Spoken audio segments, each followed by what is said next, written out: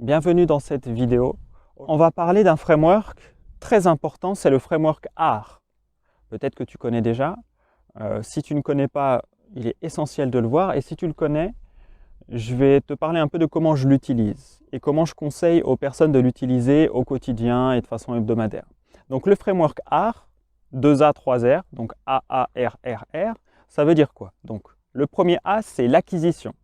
Le deuxième A, c'est l'activation. Ensuite, le R, c'est revenu. Ensuite, le deuxième R, c'est rétention. Et le troisième R, c'est recommandation. Alors, l'acquisition, c'est quoi? On va commencer du coup par le premier A.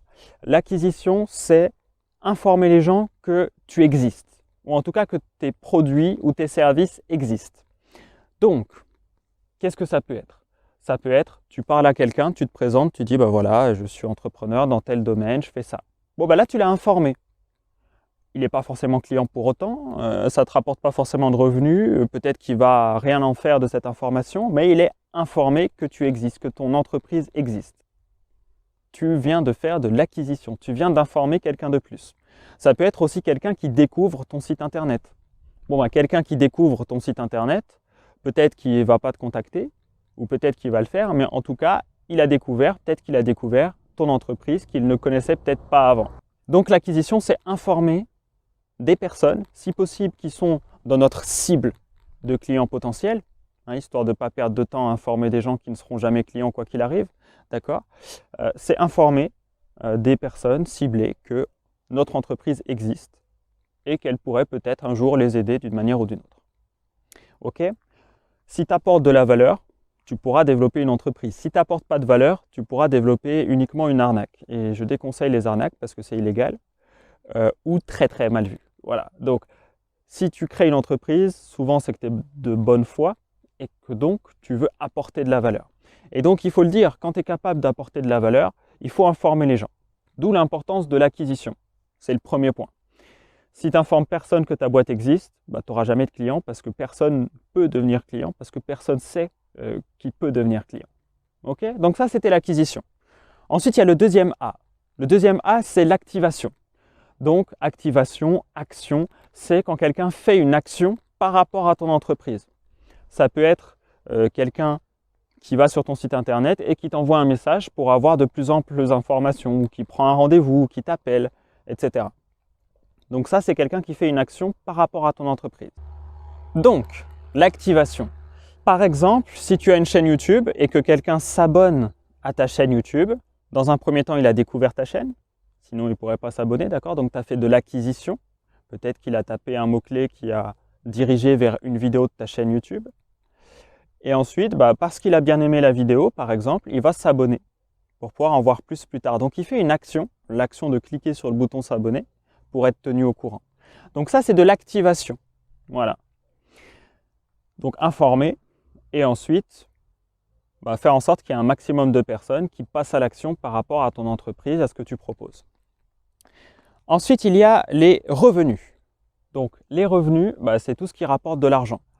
Par exemple, si quelqu'un est venu sur ton site, qui t'a contacté pour avoir de plus amples informations, et qu'ensuite il devient client, et que donc il prend par exemple une prestation auprès de toi, ou il t'achète un produit, et donc ça crée du chiffre d'affaires et donc du revenu, et dans ce cas-là, tu as fait des revenus.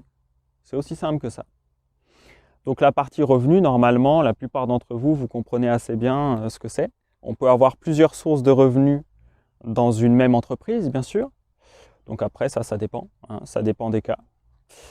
Ensuite, il y a la partie rétention. Donc rétention, c'est retenir, si vous voulez.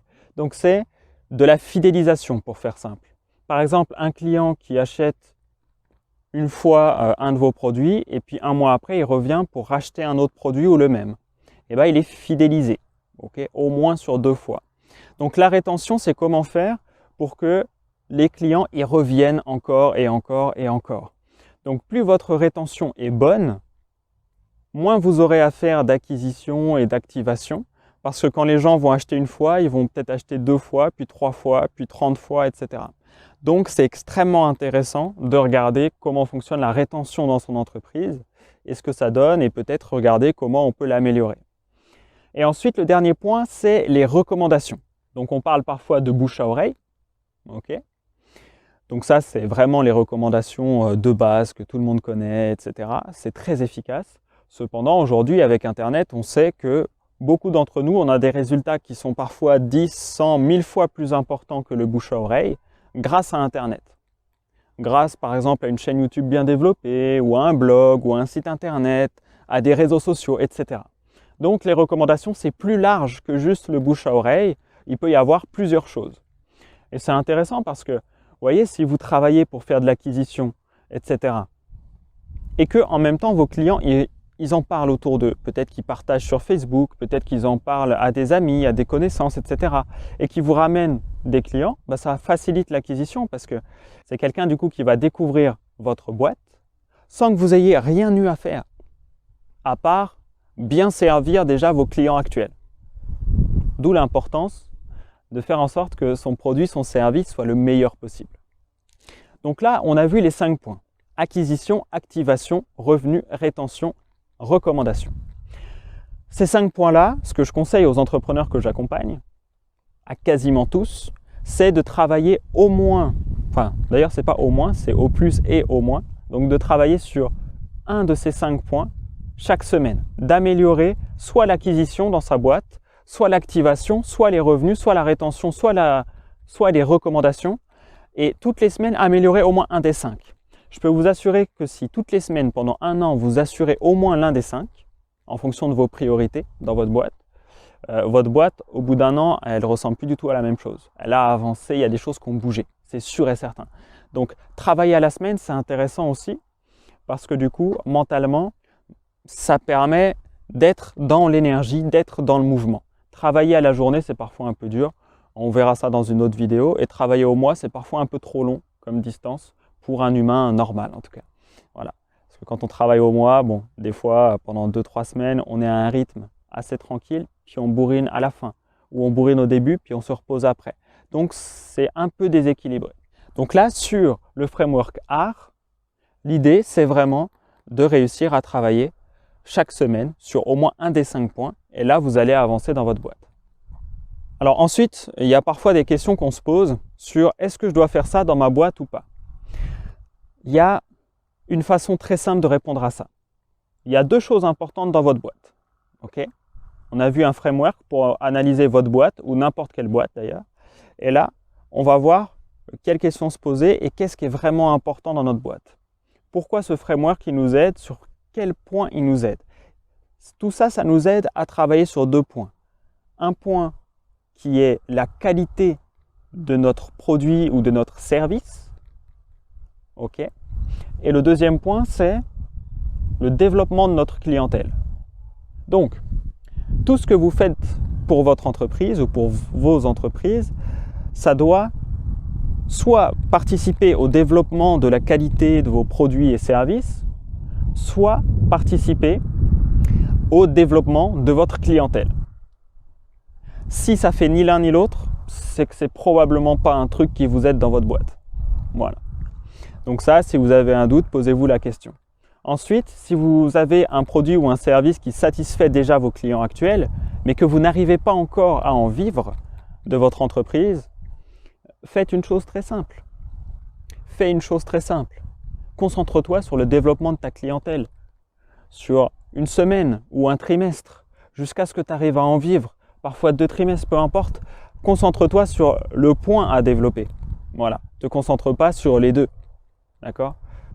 Alors, je vais vous parler d'un truc par rapport à la concurrence et je vais commencer par en parler par le biais de la différenciation. Je vois plein de gens qui veulent se différencier, qui veulent trouver quelque chose de différenciant pour leur boîte, pour leurs produits, pour leurs services, etc. Alors, la différenciation, c'est très agréable à faire si vous voulez, mais on s'en fout.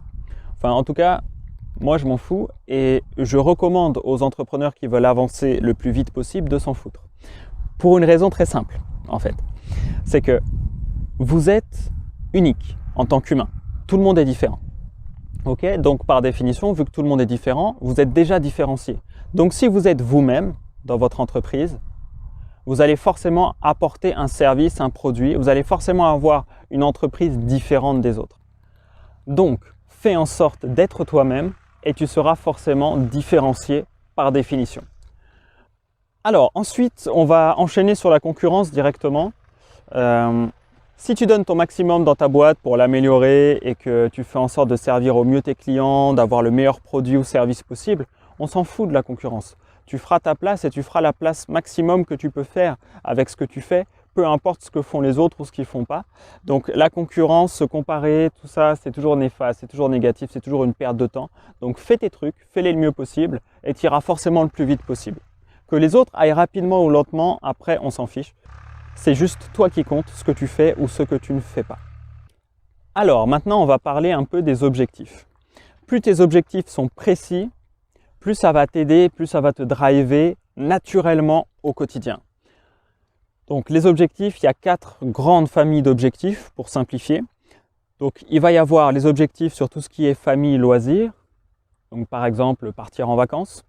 Bon, si on aime les vacances. Il y a les objectifs du style santé, physique. Donc santé, ça peut être être bien dans sa peau, ça peut être aussi être en bonne santé tout simplement. Et puis ce qui est physique, ça peut être mieux manger, etc. Enfin plein de choses comme ça. Donc ça, c'est une des 4 catégories d'objectifs. Ensuite, il y a le développement personnel. Par exemple, avoir plus confiance en soi, être moins timide ou être plus à l'aise en public. Ça peut être plein de choses comme ça. Et ensuite, la 4e catégorie, c'est tout ce qui est matériel financier. Si vous voulez vous acheter une maison, par exemple, ou une nouvelle voiture, ça c'est du matériel, c'est du financier. Si vous voulez investir, etc. Bon. Donc, ce que je conseille aux gens que j'accompagne, c'est d'avoir au moins une dizaine d'objectifs dans chacun de ces 4 pôles. Okay ? Si vous avez une 50aine d'objectifs au total, c'est bien, et plus ils sont précis, mieux c'est.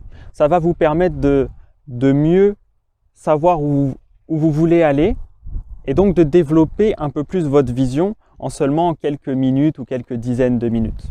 Voilà. Et puis après, les objectifs, ça bouge.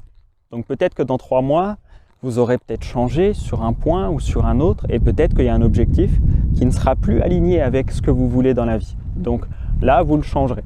Voilà, tout simplement. Donc ça, c'était le point sur les objectifs. Je pense que c'était important d'en parler, c'est essentiel. Si vous n'avez pas d'objectif, ça va être compliqué d'avancer dans la bonne direction pour vous. Vous devez savoir où vous voulez aller, vous devez avoir des objectifs. C'est important.